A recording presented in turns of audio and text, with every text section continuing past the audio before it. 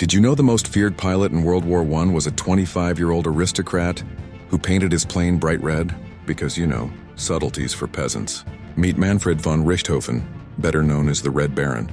This guy wasn't just a pilot. He was a rock star of the skies, and his story is absolutely wild. So picture this, it's World War I. The world is at war for the first time on a massive industrial scale. But up in the clouds, a new kind of warfare is just being born. The dogfight. The planes. They're basically wooden frames wrapped in fabric with a giant engine strapped to the front. They were fragile, unreliable, and basically flying death traps. And this is the world our boy Manfred enters. Now, he didn't start out as a pilot.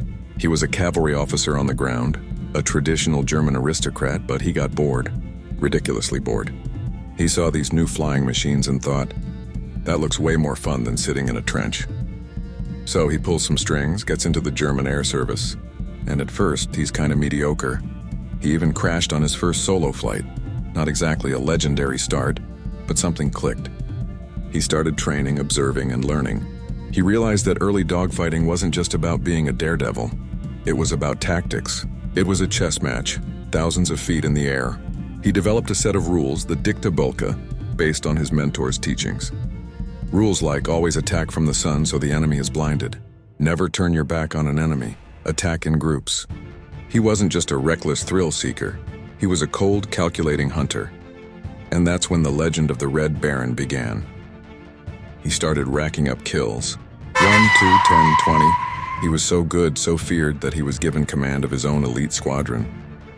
They called it the Flying Circus because they had brightly colored planes and would move from hotspot to hotspot on the front lines, like a traveling show of death. And Richthofen's plane? A bright blood-red Fokker triplane. It wasn't for camouflage. It was a challenge. It was him announcing his presence, saying, "I'm here, come and get me if you dare." Most didn't dare.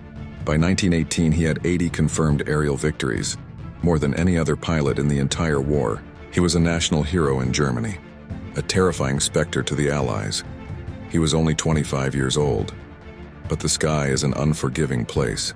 On April 21st, 1918, while chasing a Canadian pilot low over enemy lines, the hunter became the hunted. A single bullet fired from the ground, or maybe another plane, it's still debated, struck him through the chest. He managed to land his red triplane before dying. The very enemies who feared him, the Australian and British troops, recovered his body and gave him a full military funeral, with honors.